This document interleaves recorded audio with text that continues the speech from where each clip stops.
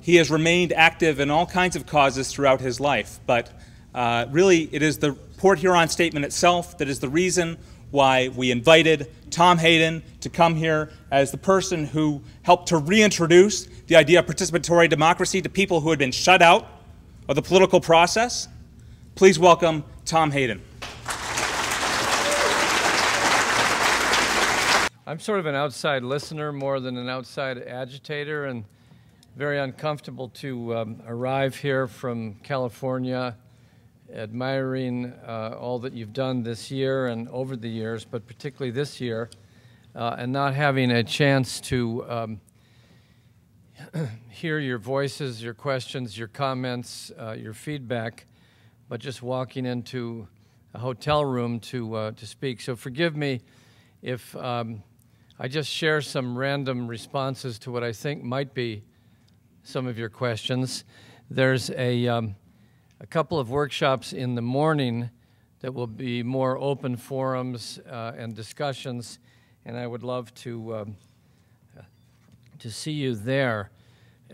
One of my habits as an organizer is to try to build a list of email contacts in the cities I go to, because I send out a bulletin called the Peace and Justice Bulletin. It's attempts to give original information on the wars in Afghanistan, Iraq, Libya, Somalia, Yemen, the war on gangs, the war on crime, the war on young people, the war on drugs. We've got a lot of wars going in this country that need monitoring and opposition. And people all around the country in 60 cities are on these lists.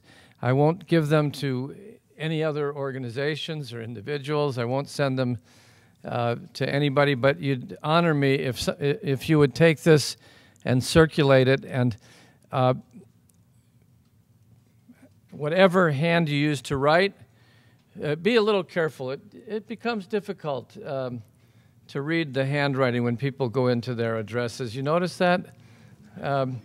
It's just kind of a problem.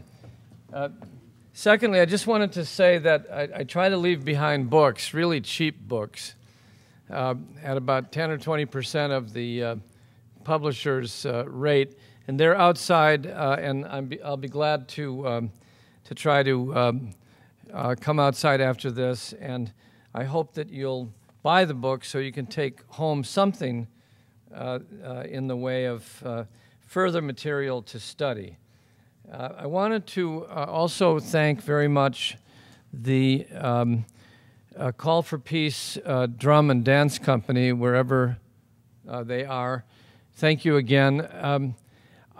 It's of special interest to me, this subject. I'm married to a descendant of the Oglala people who were forced to migrate into Canada and become immersed in the First Nations. And I spent a lot of time on these issues. As a matter of fact, I've just finished a long research project that tries to show how the General Petraeus's Manual on Counterinsurgency goes back through a whole series of Army manuals on counterinsurgency that take you through the history of the wars of annihilation and counterinsurgency against people in this area, people in the plains, people in the Southwest. Counterinsurgency might end in Afghanistan some fine year, but it began in Native America. It began in this continent, and it is a military doctrine that should be repugnant to anybody that really knows our history and what its actual intentions are. I approach the issue of democracy from that perspective that I think many of you share. On my family's other side, I'm an Irish American Catholic, and so we have a strong attachment to the political opportunities that were afforded us as immigrants, illegal, undocumented immigrants to this country back decades and centuries ago. On the other hand, I'm also painfully aware that the Irish Americans, like many other European descendants, got into a collision course with the native people and became Indian fighters in these areas. I come from Oconomowoc. And so democracy for me is a fragmented concept that requires some kind of constant improvement, and improvement requires an understanding of the first facts, not a glossing over. And the fact is that the democratic structures that we have built are built on the destruction of original inhabitants and original landscapes and ecosystems here in North America.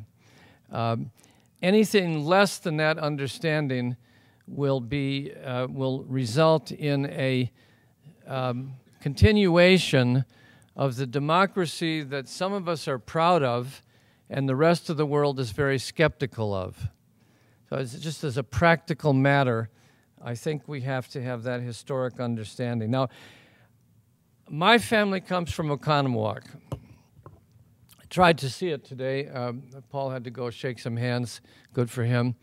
But I wanted to mention that I couldn't find the original Oconomowoc today because we were in a hurry, but also it is mauled over. It is unbelievable.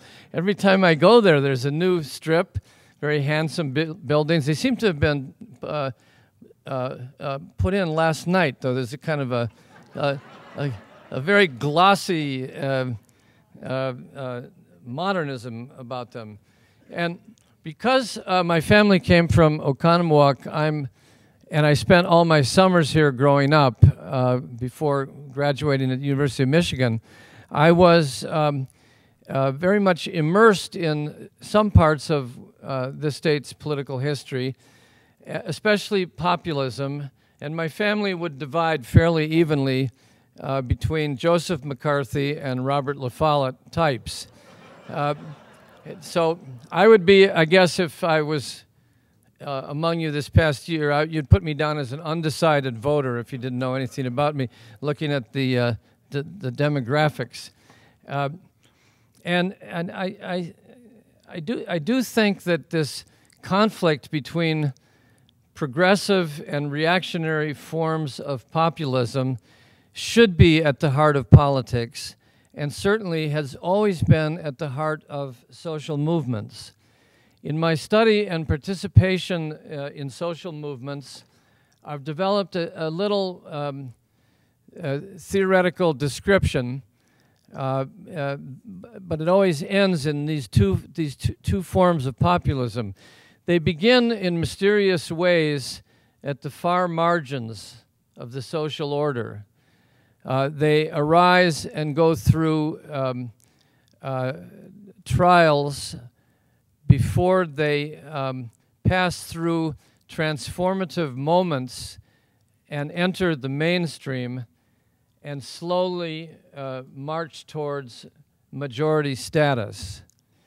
If they come from movements before, if they echo what we feel is somehow our natural identity, they succeed in time, sometimes over 100 years, rarely overnight, but they succeed as they become a majority and they achieve their original goal, which could be collective bargaining rights or voting rights or all of the other achievements of social movements down through the centuries in our country.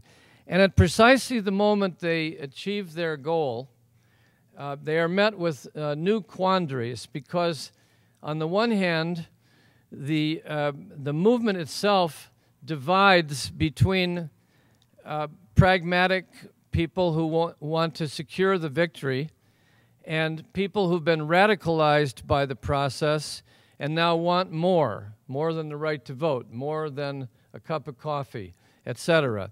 And this is an inevitable pattern I'm describing, as far as I can tell, not easily curbed, but the more we know about it, we may tolerate these divergences. And within the establishment or the ruling class or the powers that be, whatever you want to call it, they too divide in the course of the struggle between more moderates who, in order to save the system, and because they've become sympathetic over time with some of the goals, they say, let's make the concession. Women want to vote? Fine, let them vote. Fine with me. It's only taken 100 years, but I'm tired of being beaten up and seeing women being tortured in front of the White House, so they should have the right to vote.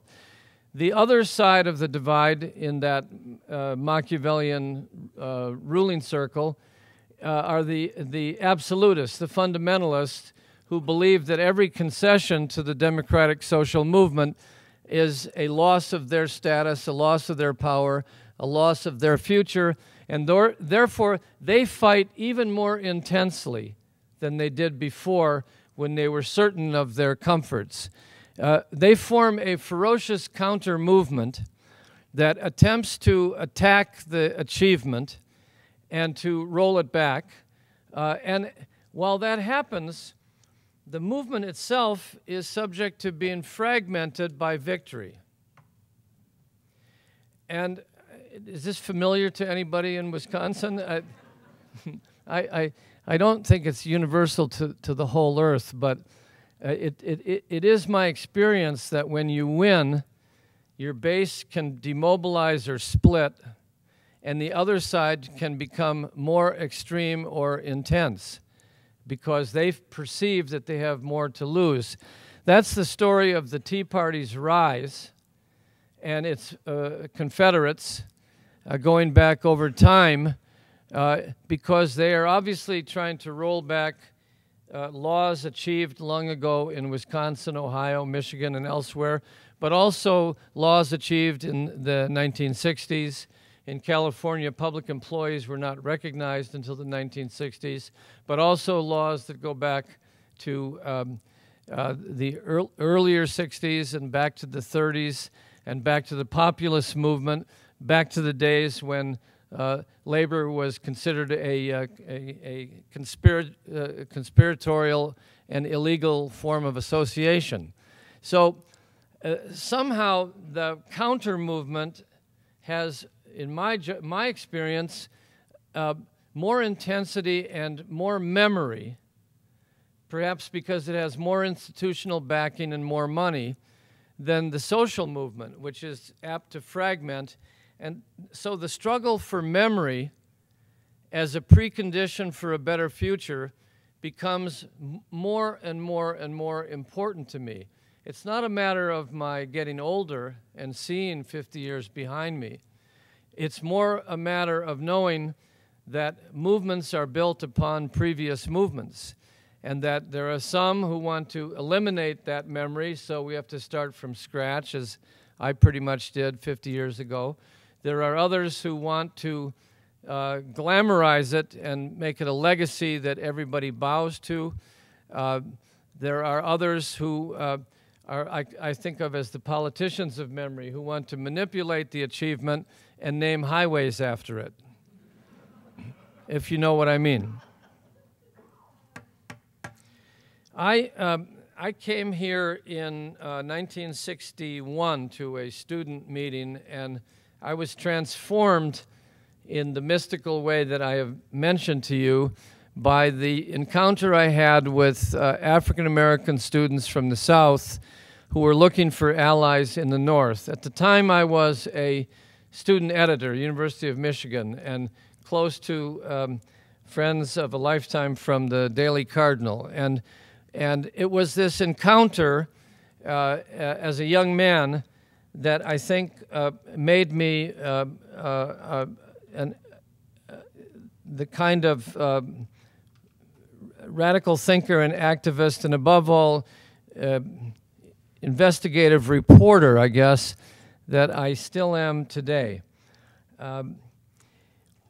It was a blessed moment of 60 to 62, and it's quite forgotten. the Port Huron Statement, written in Port Huron, Michigan, was about participatory democracy. And even then, we made a distinction between participatory democracy and representative democracy. What was the relationship? On the one hand, as powerless students without the right to vote, democracy was just something out there. And as participants in the freedom rides and in the direct action, we came to understand that there was a participatory kind of democracy that could affect the institutions and change small things and large. The word came from John Dewey on down to Arnold Kaufman, who was a professor of mine at the University of Michigan, who said to we young radicals, there's a big difference between a democracy based on participation and one that is based on electing people. And you'll find that out. Well, what we found out was it was very complex and not simplified, but in a word, I would say that social change begins with democratic participation at the margins and grows, and is later absorbed, for better and for worse, by representative democracy. John Lewis and I, and maybe a handful of others, are the only people I know that went into electoral politics from jail. We decided we would get the jail out of the way before we were elected to office. Others have chosen the reverse path, as you can understand. So I went from Mississippi and Georgia and Ann Arbor into, I volunteered for a community organizing project. That's why I'm anxious to hear what Jerry has to say about the Poor People's Movement, because we thought that out of the direct action in the South and the breaking of the grip of segregation over the voting process, we could combine civil rights and anti-poverty through a process based on community organizing, just somewhat, I think, the way the liberation theology movement started in Latin America, going door to door, living in voluntary poverty, and turning the apparent nothingness of apathy into the vitality of community organizations based on people who had no previous organizational experience, but learned that they could be empowered by learning how to organize and assert themselves. And it was amazing. We were prepared to give our lives, or give at least a decade, and we went off with no money and found apartments and lived on a couple dollars a day, eating rice and trying to be even poorer than the poor. The poor actually were starting to be critical of us because they wanted to be middle class and we were trying to be distant from the middle class, but that was all worked out. In any event, hundreds of us went to northern ghettos and barrios and to Appalachia to complement Mississippi Freedom Democratic Party organizing in Mississippi. And if you look at the Port Huron Statement, you'll find no mention of Vietnam except a single word, because we felt that we were on the way towards a domestic democratic revolution in the United States across racial and class lines, and with an uneasy but practical relationship with the Kennedy administration. Vietnam was the farthest thing from our minds. Then two things happened that were etched in our lives forever. One was the factor of assassination. Most movement models and theories do not include assassination as a major variable. But from my experience with the Kennedys and King and Malcolm X and many others, assassination was the variable of the 1960s experience. And people have been in denial about trying to analyze how it set things back. But in one sentence, I'll tell you this: we were denied the possibility of building a successful, progressive majority movement that would come to power electorally and in unions and in community-based organizations to test how far democracy could be utilized in achieving profound democratic economic social change. Never know. We became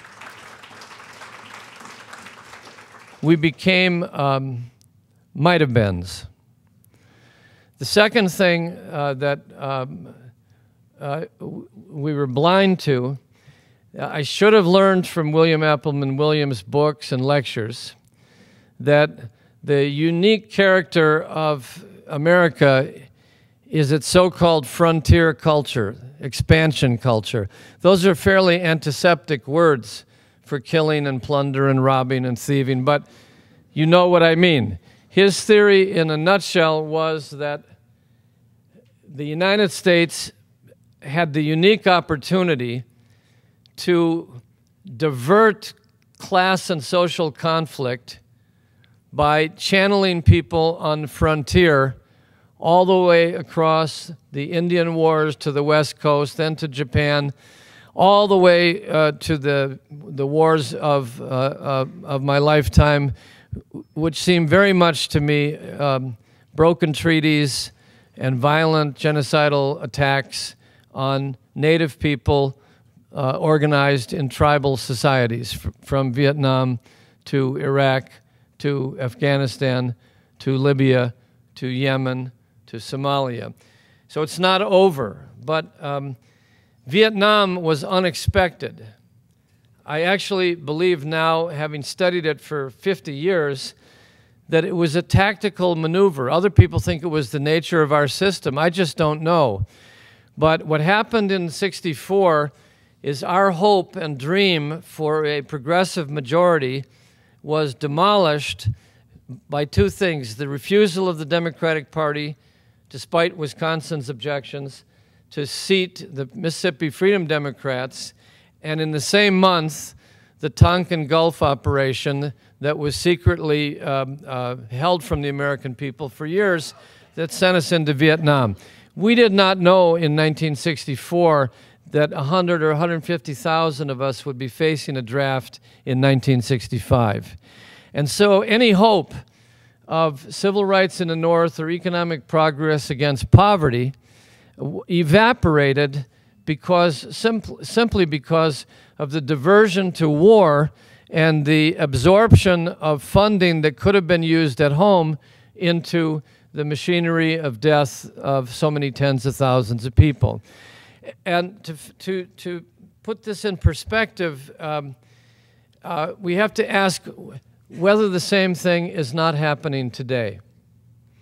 What I'm saying is this, and let me just say it briefly. I started as a young man in Ann Arbor and Atlanta and Macomb, Mississippi, and Madison in my travels, thinking that we were going to foster a democratic American reform or radical reform or social revolution, and wound up realizing that everything I was trying to do by knocking on doors to end poverty, end discrimination, build housing, garbage collection, rent control, all of those efforts again and again through my 50 or 55 years are always dissipated because of the escalation of a foreign war.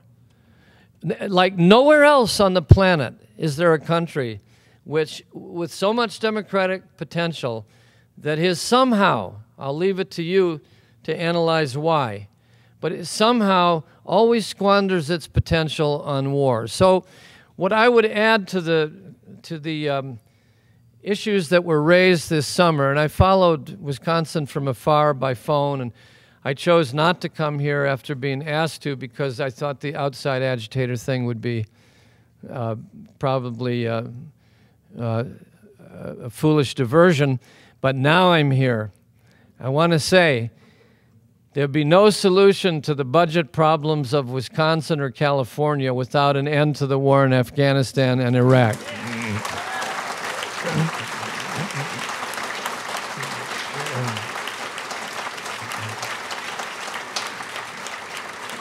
It has taken a long time. But did you know that on August 3rd, the AFL-CIO came out against the war in Afghanistan? Now that's you could say, well, that's a little late, or you could say the glass is half full. I prefer the glass is half full because it means that organizations in the labor movement and its allies are free now to use resources, to use organizing resources to link the issues. These are trillion-dollar wars, and that money is not coming back. And you have to be a lunatic to be a war hawk and a deficit hawk. But that's what we're governed by. People who say, let's reduce the deficit by spending more money in foreign countries. You wonder what, we're beyond reason here, friends. Reason should be applied, but it's very important to reach the people in the middle and the people who are wondering where the money will come from, to say that the military budget, and particularly the long war, which is a Pentagon doctrine, by the way, calling for an 80-year war. We're only in the 10th year of it. It runs through Muslim countries where there might or might not be terrorists, where there happens to be a lot of oil as well. And it's modeled on the Cold War. It's an undeclared war, but it's an official doctrine. So the long war is the concept that should be opposed by every rational person worried about their standard of living, their foreclosure questions, the affordability of college for the students at the University of Wisconsin or California. And it's quite interesting to me that no one in American politics has the guts to either advocate the long war, which is an official Pentagon doctrine, or oppose it. So it's the elephant in the room, and I don't mean the Republican Party. God bless those of you who are Republicans. It's the elephant in the room. So that's what I am here to say, that the domestic effects of the long war are the closure of civil liberties and the reduction of discretionary funding for anything you want to build in Wisconsin. And to the question of whether, if we cut back on Afghanistan, we'll be attacked by terrorists, I have to say, I don't know the answer to that question, but if that's the only question you have, the answer is maybe, maybe not, but I can guarantee you there's no way to coexistence with the Islamic world by bombing the hell out of their children and families and devastating their societies. If you want to provoke a terrorist attack, that is the way to do it.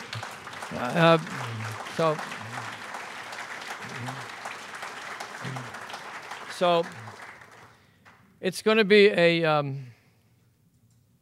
long war is going to require a long peace and justice movement. But there are steps along the way. Just as in the 50s, I thought I lived in an age of apathy, but there was the Montgomery bus boycott. There was Little Rock. Do you know we had a Republican president who sent troops into Little Rock to enforce an integration order?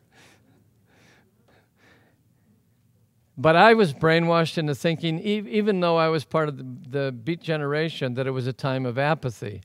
I didn't notice these precursors in the Beat generation or in the Deep South. They were seemingly isolated, marginal events. In the same sense, I would suggest to you from afar that what happened in Wisconsin this year is a similar precursor of great events ahead. It is not over. Thanks very much.